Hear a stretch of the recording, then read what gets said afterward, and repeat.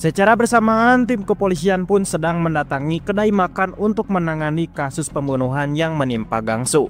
Dalam olah TKP, kepolisian pun menemukan sebuah pisau yang akan dijadikan bukti kuat atas pembunuhan ini. Dan entah bagaimana Jeonso memanipulasinya, yang jelas kepolisian pun menetapkan pisau ini merupakan miliknya Yeon Gil-ho. Sehingga kepolisian pun akan kembali memburu Yeon Gil-ho atas 3 kasus berlapis, yaitu kasus pembunuhan Lee, pembunuhan Gangsu, dan terakhir sebagai dalang yang menjadi para wanita Gangnam menghilang. Kembali ke atas jembatan lagi, detektif Kang begitu muak terhadap kepolisian korup ini. Walaupun begitu, dia tidak memiliki bukti kuat untuk menyeret mereka ke penjara. Kemuakannya kian meningkat di saat dirinya tahu jaksa Seo Jin lah yang telah memerintahkan kepolisian korup ini untuk menangkap Yeon Gil-ho. Kang menganggap jaksa Seo Jin sama korupnya dengan mereka. Lalu para kepolisian ini tidak kembali bergerak. Pasalnya mereka menganggap Gil-ho telah meninggal. Namun nyatanya salah. Gil-ho telah berhasil selamat dari aksi tadi.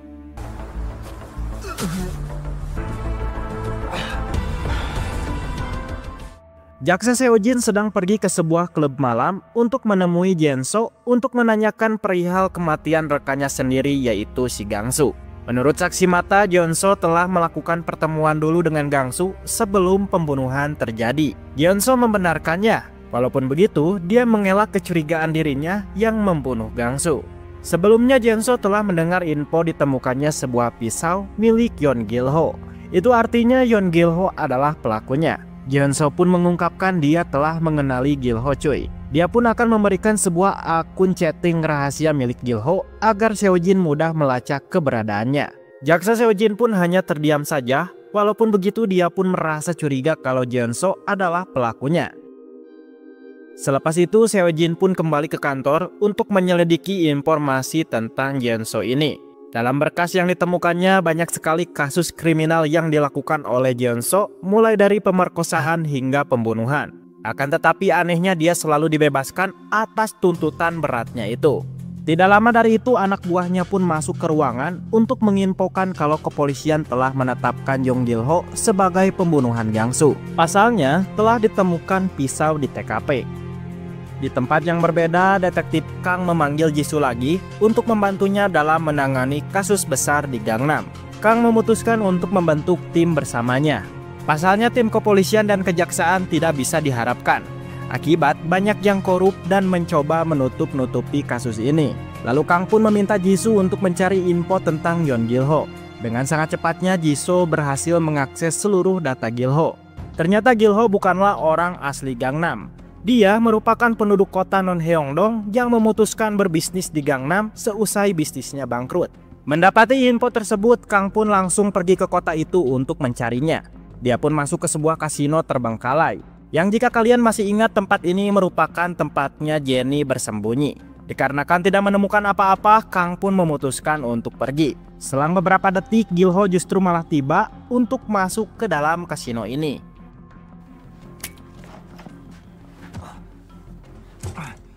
Di dalam, Gil-ho pun langsung membaluti tubuhnya dengan perban untuk menutupi luka tusukannya.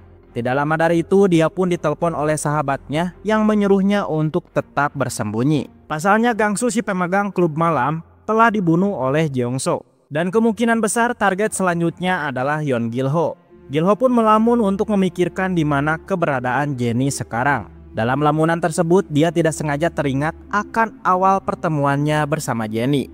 Saat itu dirinya masih bekerja di kasino ini sebagai pengantar gadis penghibur. Kebetulan sekali dia tidak sengaja melihat Jennie yang sedang menghajar orang-orang yang telah mencuri uangnya. Gil-ho pun sangat salut atas keberaniannya, sehingga ia pun menyuruh si pemilik tempat ini untuk mengajak Jennie untuk bekerja dengan mereka.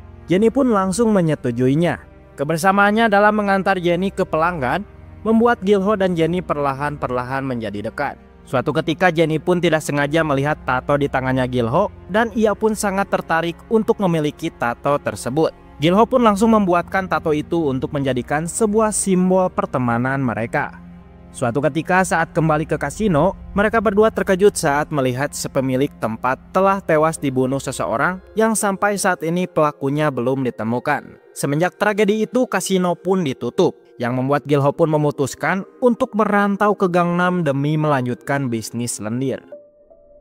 Di sisi lain, jaksa Seo-jin tengah pergi ke stasiun kereta untuk mencari tahu mengapa Yeon Gil-ho menaruh mayat Lee di tempat ini.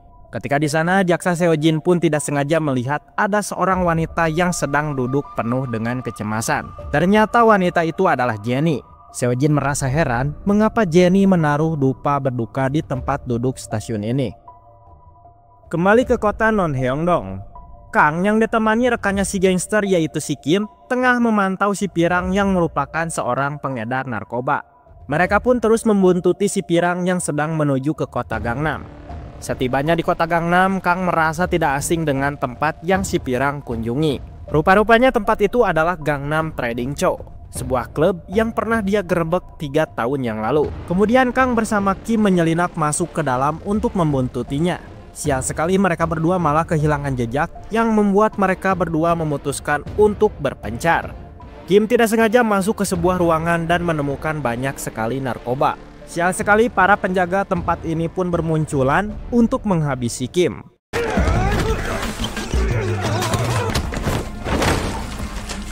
Dengan sangat mudahnya Kim menghabisi mereka, akan tetapi dia pun malah melakukan hal ceroboh dengan bersantui di kursi. Yang tentu saja hal tersebut pun dijadikan kesempatan oleh si gangster untuk menyerang balik Kim. Untung saja Jisoo tiba-tiba muncul dari belakang dan langsung melumpuhkannya. Di ruangan yang berbeda, detektif Kang masih terus membuka satu persatu pintu untuk mencari si Pirang. Akan tetapi tiba-tiba saja si Pirang pun muncul dengan keadaannya yang sedang teler. Tentu saja hal tersebut pun membuat detektif Kang menjadi mudah untuk melumpuhkannya. Di saat Kang akan memborgolnya, seseorang muncul dari ruangan itu yang berusaha melarikan diri dari tempat ini. Dengan cepat Kang pun mengejarnya. Hingga sampailah dia di atap gedung dan di sana Kang berhasil melumpuhkan pria ini. Yang rupa-rupanya orang itu adalah Kapten Yu, anjing polisi korup. Kang pun langsung menyeretnya ke kantor polisi atas keterlibatannya dalam bisnis narkoba lagi. Dalam interogasi ini, Kang sangat yakin kalau orang yang menyuap Kapten Yu merupakan dalang di balik kasus yang telah terjadi di Gangnam saat ini. Maka dari itu dia meminta Kapten Yu untuk memberitahukan siapa bajingan yang telah menyuapnya. Sial sekali Kapten Yu tidak mau memberitahukannya. Kabar penangkapan ini telah membuat pimpinan jaksa merasa resah sekali. Dia takut Kapten Yu akan membuka mulut yang berpotensi akan menyeretnya. Maka dari itu dia pun terpaksa akan memecat Kapten Yu secara tidak hormat, yang artinya membuangnya cuy. Di tempat yang berbeda, Jeonso mendapatkan pesan dari Kapten Yu yang memintanya untuk menyelamatkannya. Jika tidak, dia terpaksa akan membeberkan semuanya.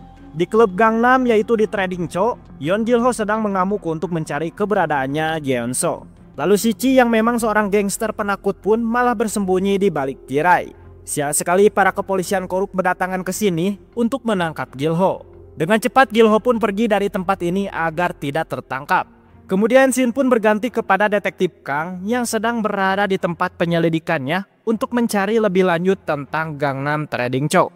Tidak lama dari itu datanglah jaksa Seo-jin ke tempat ini yang ingin mengajak Kang untuk berbagi info. Namun Kang tidak menggubrisnya sebab dia tidak sudi jika harus berbicara dengan seorang jaksa yang terlibat dengan korup. Namun Seo-jin membantahnya dan akan memberikan sebuah info penting. Sebelumnya dia pergi ke stasiun kereta dan tidak sengaja melihat ada seorang wanita yang telah menaruh dupa di tempat duduknya. Dirinya menyimpulkan si wanita itu sangat kenal dengan almarhum Lee. Mendengar info tersebut, Kang pun sangat terkejut dan menyangka kalau itu memang benar Jenny yang selama ini dia cari. Dalam keterkejutannya tersebut, Seo-jin merasa penasaran mengapa sebelumnya Kang malah menyelamatkan Yeon Gil-ho yang sudah jelas sedang menjadi buronan kepolisian.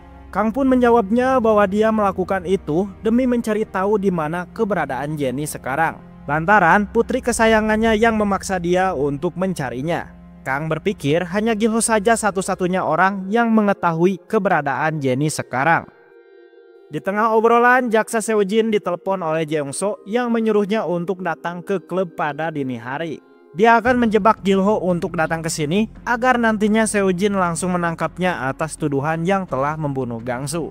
Yang entah bagaimana caranya Jeongso telah berhasil menangkap Jenny. Selesai telepon ditutup, Jeongso mengechat Yeon Gil-ho untuk datang ke klubnya jika tidak ingin Jennie mati. Tentu saja Yeon Gil-ho pun begitu ngagebeg atas info ini. Di klub sendiri, para petinggi Gangnam Trading Co telah tiba untuk menyaksikan hadiah berupa Jennie yang telah ditangkap. Mereka senang sekali sebab orang yang telah menjadi ancaman besarnya telah berhasil ditangkap.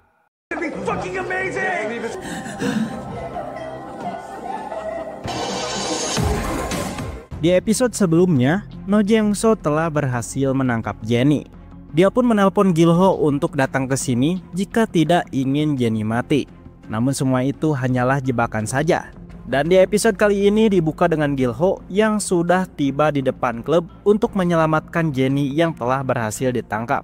Namun sebelum masuk, dirinya pun malah mendapatkan chat dari seseorang yang ternyata itu adalah jaksa Seojin. Dalam chat itu, Seojin melarangnya untuk masuk ke dalam lantaran Jeongso yang hanya ingin menjebaknya. Seojin dan Kang ingin mengajak Gil-ho untuk bekerja sama. Namun Gil-ho tidak menggubrisnya, mengingat dirinya yang sangat waspada sekali. Terlebih lagi, untuk apa dirinya harus bekerja sama dengan Seojin dan Kang yang belum tentu akan bermanfaat untuknya. Secara bersamaan, jaksa Seojin telah masuk ke dalam klub untuk menemui Jeongso yang sebelumnya telah menjanjikan akan memberikan hadiah berupa si Gil-ho. Namun nyatanya semua itu adalah bohong cuy, karena Gil-ho tidak ada di sini. Jeongso pun menyuruh Seojin untuk bersabar menunggu Gil-ho yang sebentar lagi akan tiba.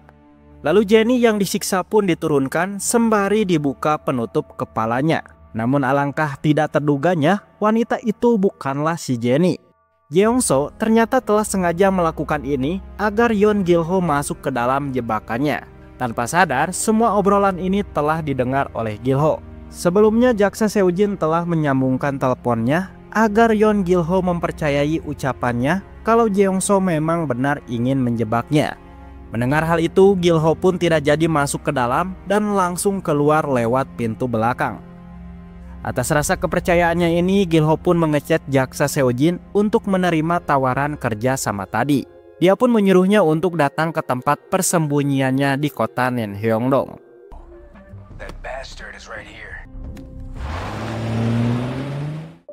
Seojin bersama Kang pun langsung pergi ke Nenhyeongdong untuk menemui Gil-ho yang telah menunggunya. Kang dan Seojin merasa heran mengapa mereka yaitu Gangnam Trading Co memburunya.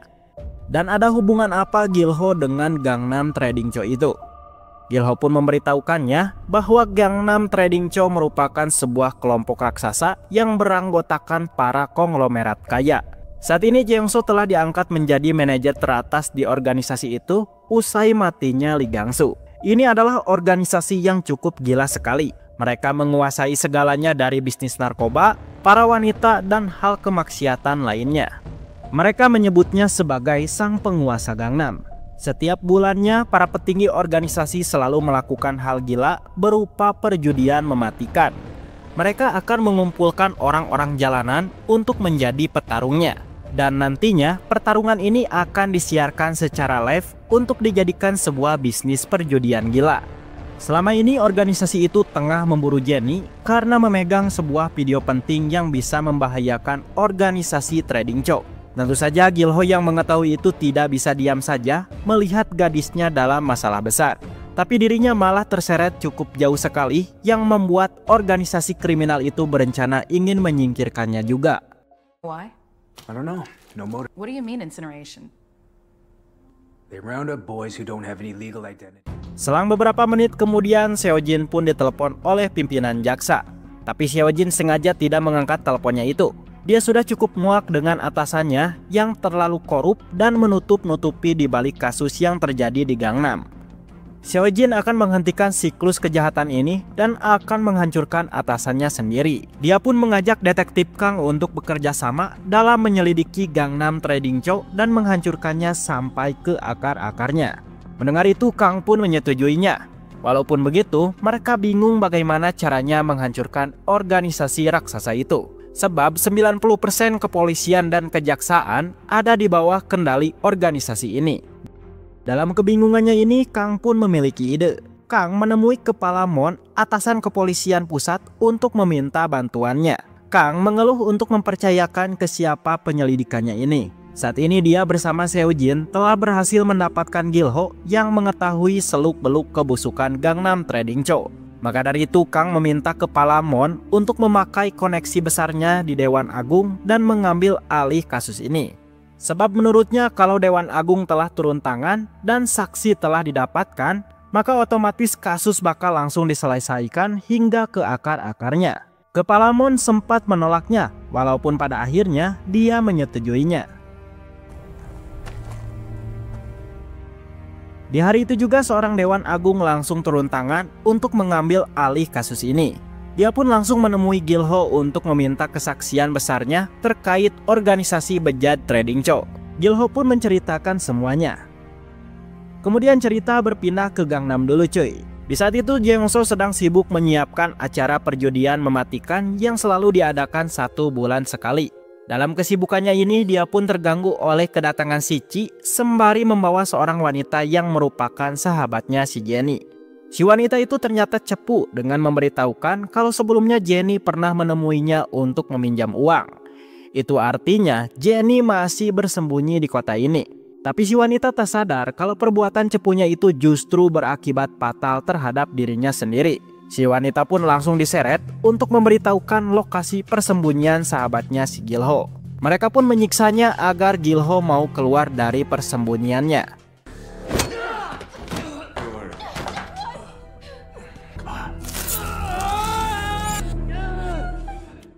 Di sisi lain Gil-ho sendiri sedang diamankan di markas gangster Kim. Di sana ia akan dijaga oleh gangster Kim demi menghindari organisasi Trading Co yang ingin membunuhnya.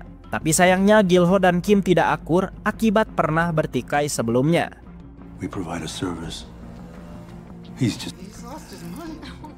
Malam pun larut. Gil-ho merasa bosan dan merokok sejenak bersama si Kang. Dalam keheningan ini Gil-ho pun melontarkan pertanyaan dari mana Kang bisa mengenal Jenny. Kang pun memberitahunya kalau Jenny merupakan teman putrinya bernama Yeseo.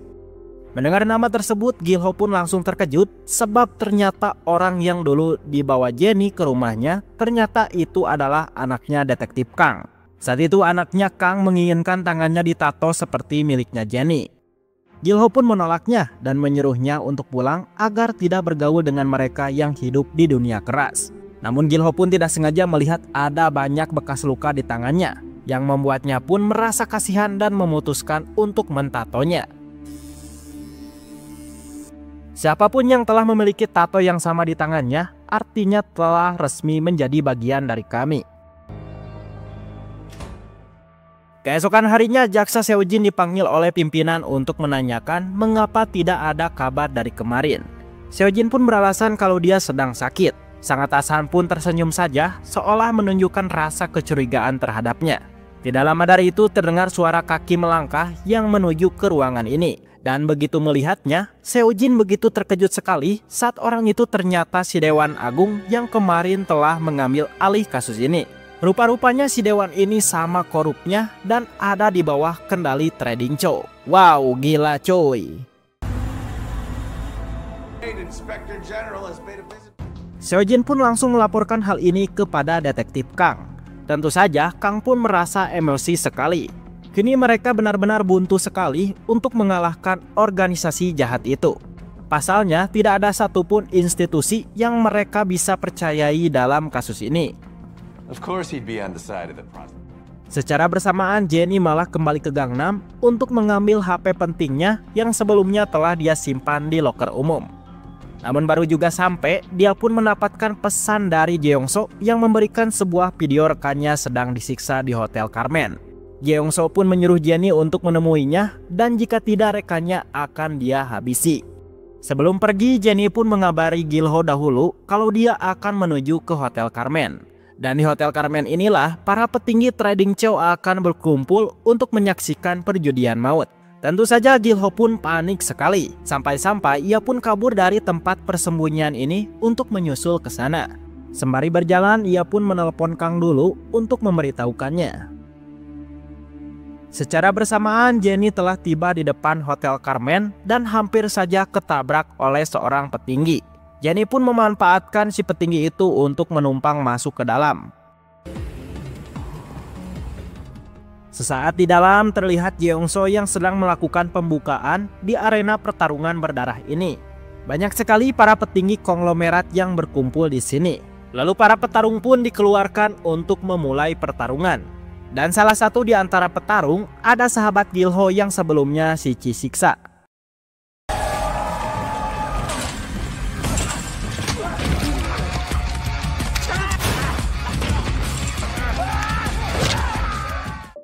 Sedangkan Jenny sendiri sedang menyerang si petinggi yang mencoba ingin memperkawasnya. Lalu dia pun pergi ke lorong hotel untuk menemukan rekannya yang disiksa tadi. Sial sekali saat akan membawanya pergi dari sini, Jeongso pun malah muncul. Di waktu yang bersamaan, Yeon Gilho telah tiba juga melalui lorong belakang.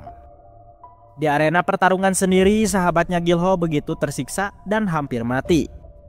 Namun tiba-tiba seorang petarung lain dikeluarkan, yang mana si petarung ini pun langsung menghabisi mereka. Yang tidak disangka-sangkanya, itu adalah Gilho yang ingin menyelamatkan sahabatnya ini.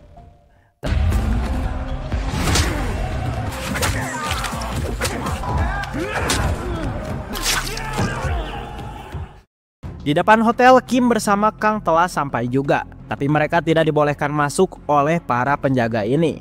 Tidak ada pilihan lain, Kim pun menerobos tempat itu. Dan di momen itulah, Kang pun langsung keluar dari mobil untuk menuju ke tempat arena. Di arena sendiri, Jeongso telah kembali untuk menjadi komentator acara ini. Dia pun begitu takjub dengan seorang petarung yang mampu menghabisi lawannya. Dalam ketakjubannya ini, Jeongso pun sedikit terkejut saat si petarung membuka topengnya yang ternyata itu adalah Yeon Gilho. But isn't it rude? Are you talking about this? Oh, yeah! That street trash will receive my personal... Bertepatan dengan itu, jaksa Seojin bersama tim kepolisiannya mendatangi tempat ini. Seluruh akses keluar masuk langsung mereka jaga untuk menghindari mereka yang ingin melarikan diri. Begitupun dengan Jeongso yang langsung masuk ke dalam mobil bersama Jenny untuk melarikan diri dari tempat ini. Namun ternyata Yeon Gilho mencegatnya. Shichi yang panik pun malah meninggalkan bosnya pergi begitu saja. Di saat itulah Gilho meluapkan semua amarah dendamnya kepada Jeongso yang telah membunuh para gadisnya.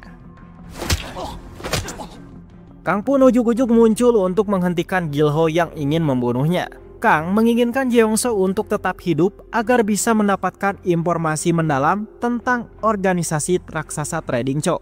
Di luar sendiri, Seojin berhasil menghentikan mobilnya Shichi yang ingin membawa Jenny. Thank you. Seusai tragedi ini, Seojin pun berhasil mengungkapkan bahwa bukan pimpinannya saja yang ingin melindungi kejahatan Trading Co, melainkan ada 4 pimpinan berpengaruh lainnya yang ikut terlibat. Jeongso dan Jenny pun dirawat di rumah sakit yang sama. Tempat ini pun dijaga ketat sekali oleh kepolisian demi menghindari hal yang tidak diinginkan. Selang beberapa jam, Seojin tiba di rumah sakit ini untuk mulai menginterogasi Jeongso yang keadaannya mulai membaik. Namun saat masuk ke kamar, dia pun begitu terkejut saat melihat Jeongso sudah mokat gantung diri. Tepat di saat itulah seorang pria misterius yang memiliki codet di bagian matanya pergi dari tempat ini, yang kemungkinan dialah pelakunya, cuy.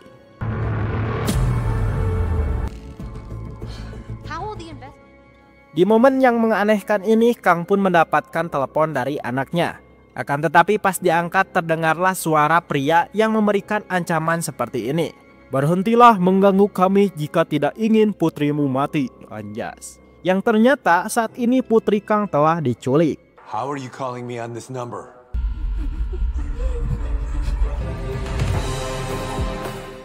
Saat ini Yeso atau putrinya detektif Kang sedang diculik di suatu tempat. Di tempat inilah terlihat banyak sekali wanita-wanita menggila dikurung layaknya seekor binatang. Lalu anaknya Kang pun dimasukkan ke dalam ruangan sempit yang sama seperti mereka.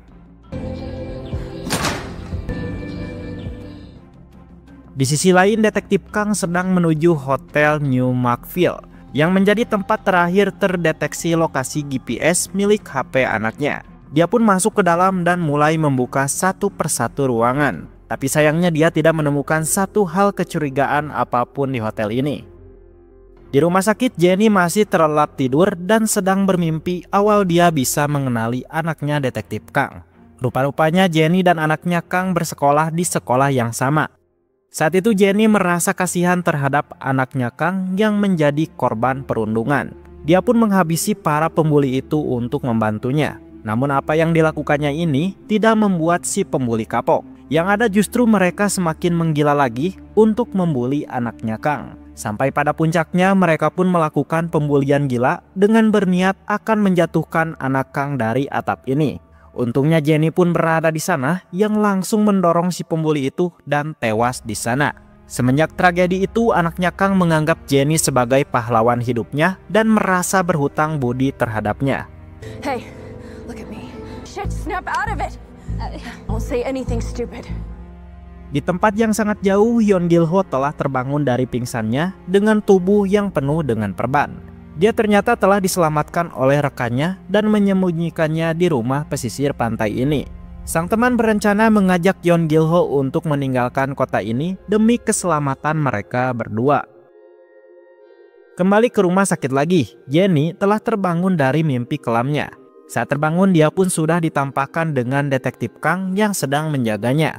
Baru juga terbangun, Kang pun malah langsung menanyakan di mana Jenny menyimpan video rahasia itu. Dengan terbata-bata Jenny menjawabnya kalau video itu telah dia titipkan kepada seseorang. Kang pun penasaran siapa seseorang itu. Namun sialnya Jenny tidak mau memberitahukannya dan malah mengajak Kang untuk menemaninya pergi ke minimarket.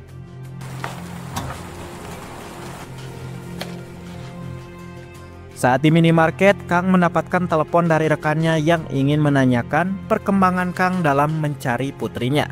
Telepon ini pun tidak sengaja terdengar oleh Jenny yang membuatnya pun menjadi tahu bahwa anaknya Kang sedang diculik. Jenny pun merasa bersalah terhadap organisasi bejat ini yang mulai melibatkan orang yang tidak bersalah demi mendapatkan video rekaman penting darinya. Mengetahui hal tersebut, ia pun mencoba memanfaatkan kelengahan Detektif Kang yang sedang menjaganya. Dan di saat itu dirinya pun langsung melarikan diri dari tempat ini. Kang pun berusaha mengejarnya, namun dia gagal dan kehilangan jejaknya. Ternyata Jenny malah menuju ke tempat anaknya Kang disekap. Dia pun sengaja menyerahkan diri agar mereka membebaskan putrinya Kang yang tidak ada hubungannya. Imbasnya dia pun langsung disiksa oleh si pengelola tempat ini yang biasa dipanggil Mami. Sebenarnya Mami sangat menyayanginya, namun dia terpaksa menghajarnya atas perintah si Codet yang sedang memantaunya dari balik ruangan itu. Setelah penyiksaan selesai, si Codet masuk ke dalam untuk mengambil HP-nya Jenny. Tapi ternyata video yang dicari itu tidak ada. Tentu saja si Codet kesal dan ingin membunuhnya.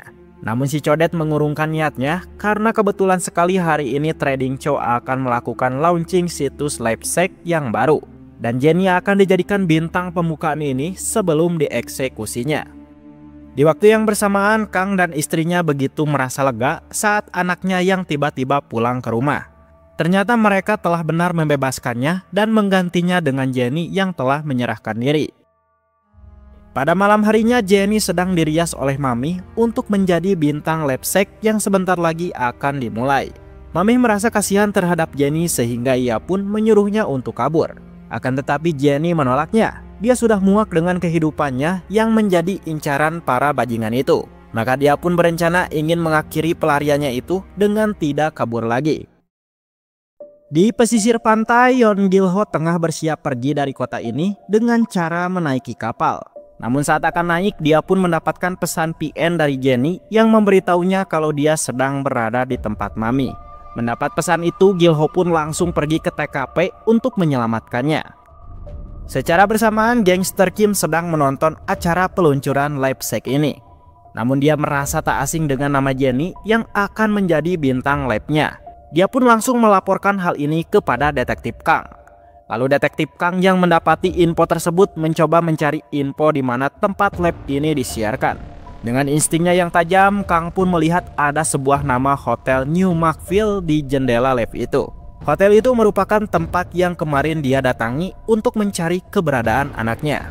Tentu saja ia pun dengan cepat menuju ke sana. Sesampainya di sana ia pun langsung masuk dan menelusuri semua ruangan untuk mencari Jenny. Hingga saat di atas, dia pun tiba-tiba diserang oleh seseorang dari belakang. Ternyata itu adalah si Codet yang langsung menyuntikkan obat bius untuk melumpuhkannya. Sebelum pingsan, Kang pun melihat seseorang pria tua menghampirinya. Dan perkenalkanlah pria tua itu. Dia bernama Tuan Choi, pimpinan besar di organisasi Gangnam Trading Co. Dialah orang yang menjadi segala pengendali atas kejahatan di kota ini.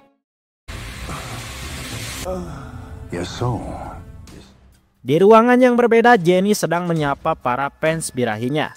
Layaknya seperti live sek lainnya, Jenny pun mulai menunjukkan aksi menggodanya terhadap para penonton. Akan tetapi di tengah siaran, Jenny pun malah memecahkan kaca dan berniat untuk meloncat. Jenny telah lelah atas Trading Co yang terus memburunya. Dia ingin melakukan bundir agar mereka tidak berhasil menemukan video penting itu yang telah dia titipkan pada seseorang.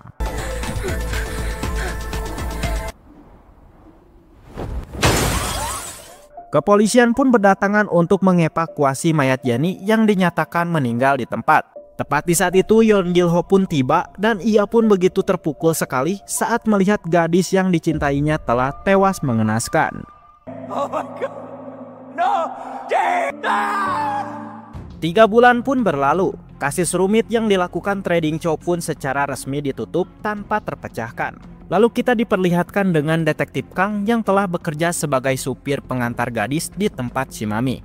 Dia rela melakukan penyamaran ini untuk mencari petunjuk keberadaan putrinya yang ternyata telah kabur dari rumah 3 bulan yang lalu. Walaupun begitu, selama bertugas dia selalu menyempatkan untuk mengumpulkan bukti kriminal Trading Co yang selalu terhubung dengan kasus kriminal lainnya. Pada dini hari, detektif Kang mendapatkan tugas penjemputan terhadap seorang wanita yang sedang teler parah di ruangan VIP. Sesampainya di ruangan VIP, Kang begitu terkejut melihat mereka yang sedang mengalami teler parah seperti zombie gila akibat mengonsumsi narkoba jenis baru yang bernama Oren. Secara diam-diam, Kang pun mengambil sedikit narkoba itu untuk dia selidiki lebih dalam.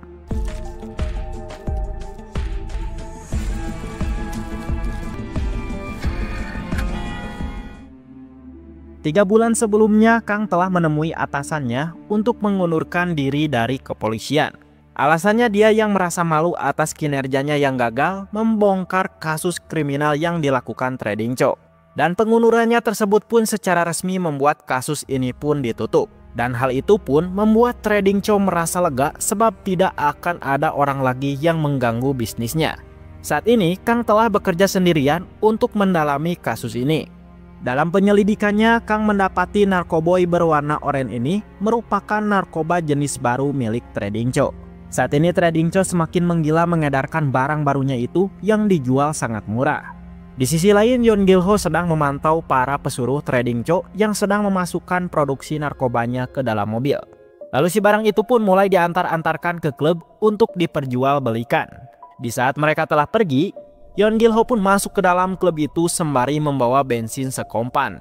Dia sangat anti terhadap barang haram itu dan ingin memusnahkannya. Akan tetapi dia pun begitu heran saat melihat ada narkoba jenis baru. Sang pemilik klub yang ketakutan pun memberitahunya kalau itu adalah narkoba jenis baru milik Trading Co.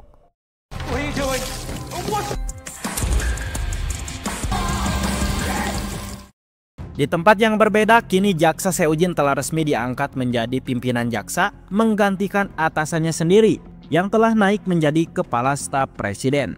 Tentu promosi jabatan yang sangat singkat ini membuat media keheranan bagaimana bisa Seojin langsung naik ke jabatan yang paling atas tanpa berhasil memecahkan sebuah kasus besar. Apakah ini yang dinamakan promosi balas budi? Seojin pun merasa tersinggung terhadap para reporter yang menanyakan perihal ini. Ternyata 3 bulan sebelumnya, Seojin telah menerima tawaran dari Tuan Choi untuk bekerja sama. Seojin telah terhasut dengan godaannya Tuan Choi yang memberikan jabatan tinggi untuknya. Walaupun begitu, dia sadar kalau jabatan tingginya ini bukan untuk melayani masyarakat, melainkan untuk melayani Tuan Choi saja. Saat malam tiba, Seojin ditemui oleh detektif Kang yang ingin memberikannya sebuah sampel narkoba jenis baru milik Trading Co. Dia meminta Seojin untuk membuka kasus narkoba ini yang dilakukan oleh Trading Co. Namun Seojin menolaknya mengingat dia yang telah menjadi pesuruhnya Tuan Choi. Dan hal tersebut pun membuat Kang kecewa terhadapnya yang lebih memihak kepada kejahatan. Di sebuah hotel, Tuan Choi sedang mengumpulkan orang-orang penting yang terdiri dari Pak Wali Kota, Kepala Menteri, Dewan Agung, dan terakhir Kepala Staf Presiden, yaitu Si Ju-il, mantan atasannya Seo Jin. Mereka sengaja dikumpulkan untuk membahas tentang mega proyek Pak Choi yang ingin membangun gedung rumah sakit untuk produksi obat penyembuh dari narkoba barunya. Semua orang pun setuju, tapi hanya Ju-il saja yang menolaknya dikarenakan pembagian keuntungannya yang terlalu kecil untuknya. Tentu saja hal tersebut membuat Tuan Choi pun kesal terhadapnya yang sudah mulai berani menentangnya. Lantas Pak Choi pun memanggil Seo Jin untuk menyuruhnya dalam menyingkirkan Pak Ju-il. Sebagai seorang mantan bawahannya Pak Ju-il, Seo Jin telah memiliki dokumen milik Pak Ju-il yang telah melakukan korupsi dan menerima suapan besar. Dia berencana akan menggunakan dokumen itu untuk menyingkirkan Pak Ju-il ke penjara. Di hari itu juga Seo Jin pun langsung menangkap Pak Ju-il atas dugaan korupsi. Tentu saja hal tersebut membuat Pak Ju-il kesal terhadap mantan bawahannya sendiri. Sebelum pergi, Pak Ju-il pun memberikan ancaman besar. Dia akan memberikan balasan besar atas semua ini. Namun yang paling terpentingnya, Seo Jin bakal mengetahui sebesar apapun mengalahkannya, tetap dirinya hanyalah seorang bawahannya saja. Berpindah ke detektif Kang yang sedang menemui si gangster Kim lagi untuk meminta bantuan mencari info keberadaan anaknya. Sudah 3 bulan ini anaknya tidak bisa dihubungi. Namun Kang meyakini kalau putrinya itu masih berada di Gangnam. Selama investigasi pencariannya, Kang justru malah mendapatkan banyak info tentang Trading Cho, terutama sebuah narkoba jenis milik Trading Cho yang kini mulai menggila di kota. Sial sekali, obrolan pun harus tertunda dulu saat Kang mendapatkan telepon dari si Mami yang memintanya untuk segera menjemputnya. Ternyata salah satu gadis si Mami sedang mengalami sakau berat akibat narkoba jenis baru itu. Dan dengan cepat mereka pun membawa si gadis ke ruangan pengobatan khusus para wanita penghibur. Saat Kang akan pergi dari rumah sakit ini, tiba-tiba saja dia pun dihajar seseorang dari belakang. Ternyata itu adalah Yeon Gil-ho yang begitu amat marah terhadap Kang yang telah melanggar janjinya untuk menjaga keselamatannya Jenny. Dengan penuh kemarahan, dia pun menyuruh Kang untuk jangan ikut campur lagi dalam kehidupannya ini. You promised. Because she's dead, you mean? Lalu Gil-ho pun menemui si Mami untuk menanyakan di mana keberadaan si Codet yang dipikirnya orang yang telah membunuh si Jenny. Akan tetapi si Mami membantahnya. Jenny sengaja melakukan bunuh diri akibat tertekan terhadap Trading Cho yang terus memburunya. Walaupun begitu, Yeon Gil-ho tidak mempercayai ucapannya dan terus memaksa si Mami untuk memberitahukan keberadaan si Codet. Secara bersamaan, si gangster Kim sedang ditugaskan oleh Kang untuk mengawasi Seo Jin. Saat ini Seo Jin sedang menuju ke sebuah gedung farmasi untuk menemui Tuan Choi yang sedang menunggunya. Sesampainya di sana, Seo Jin merasa heran dengan apa yang sebenarnya yang dirancanakan oleh Tuan Choi ini. Sampai-sampai gedung farmasi pun dia kuasai. Tuan Choi pun menghela napas panjang. Dirinya berpikir inilah momen yang sangat tepat untuk memberitahukan segala rencananya kepada Seo Jin. Tuan Choi mengungkapkan kalau saat ini dia telah memproduksi narkoba jenis baru di Gangnam. Harganya sangat murah sekali, namun barang ini sangat berbeda sekali dengan narkoba umumnya. Pasalnya, efek yang dihasilkan begitu dahsyat sekali seperti zombie gila. Nah, dari efeknya yang sangat dahsyat itu, dirinya telah membuat obat vaksinnya. Alhasil, uang yang dihasilkannya akan mengalir 2 kali lipat dari penjualan narkoba sekaligus obat penyembuhnya. Dan inilah yang dinamakan dengan sebuah lingkaran setan. Tapi saat ini vaksin penyembuh itu masih dalam tahap produksi dan beberapa hari lagi akan selesai. Di tempat lain, detektif Kang sedang menuju ke sebuah klub untuk mencari putrinya melalui jejak GPS terakhir. Dia pun menyusuri ruangan diskotik dan berharap sang putrinya berhasil ditemukan. Namun dalam pencariannya itu, dia pun tidak sengaja menyenggol pria yang sedang teler. Tentu saja membuat si pria itu marah dan menyerangnya. Keributan pun terjadi yang membuat security pun turun tangan untuk menghentikannya. Tepat di saat itu si Mami sedang ditelepon oleh si Codet untuk mengamankan gadis-gadisnya. Pasalnya mereka akan dijadikan sebuah eksperimen gila di acara launching produk narkoba dan vaksin nanti. Kebetulan sekali Kang pun tidak sengaja melihat putrinya yang sedang dibawa pergi oleh si Mami.